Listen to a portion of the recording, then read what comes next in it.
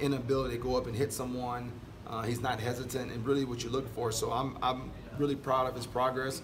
But I knew back in the spring the way he attacked his rehab and the offseason that he was going to be a guy that once he was clear, he was going to push to get back on that field. How does Rashawn Golden's skill sets translate to the outside when he's gotten some looks out there?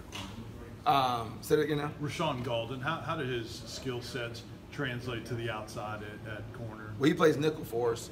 Yeah. He's the guy that can play off multiple positions for us. So he's done it all camp. He's been in that nickel position. But he's also a guy that's very versatile. He's strong. He's athletic. He's smart. He's physical. So he's the guy that can do multiple things for us. Georgia Tech averages, I think, 6'3" at wide receiver. What stands out about what they bring to the table in the passing game? I'll tell you what, Stewart and June, they've shown ability to really have great ball skills. They have an ability to make really good contested catches in traffic. And when they're going up for that ball, you know it's going to be a competitive catch situation. So I think they run crisp routes. I think for guys that are in a triple option-based offense, there are two receivers from seeing them playing against those guys last year that could go to multiple programs around the country and play wide out. So I think they've done a great job developing those guys. Those guys have played a tremendous amount of football, and they have bought into the fact they will block their tails off on the perimeter. So those are two really good players for them.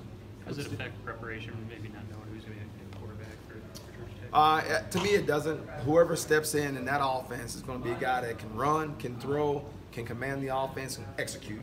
And that's a staple of Paul Johnson no matter where he's been. So whoever they deem as a starting quarterback, we're going to have our hands full because whoever that is a proven guy. He's tough, he's savvy, and he can command that offense and execute. So all you know is the guy that steps on the field is going to be the most prepared guy to give you their best. What stands out about Georgia Tech's special teams?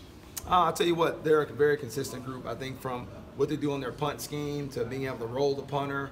I know they got a young guy potentially there this year. They saw some versatility in that unit. They've been very, very consistent at the punt returner. The receiver Stewart, I think they averaged over 10 yards of return last year in the opportunities they had. They've been an aggressive group coming after kicks and blocking kicks last year. So they're a team that's going to try to make an edge with special teams, whether it's a block kick, a big return, or being multiple on their punt team and showing fakes. So I think they're the group you got to really prepare for and buy into. You've gone up against Paul Johnson a number of times. I don't know how well you know him, but obviously he's had a lot of longevity and stuff. Just what is this enabled him to be successful, and what is he kind of like to try to match up against? I think toughness and execution.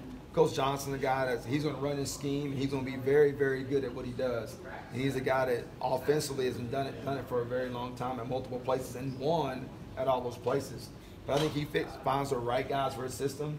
They buy into what they're trying to do. The toughness, the O-line coming off the ball low, the running backs and receivers buying in the blocking, not necessarily getting the ball, and having a quarterback and a fullback that can command an offense.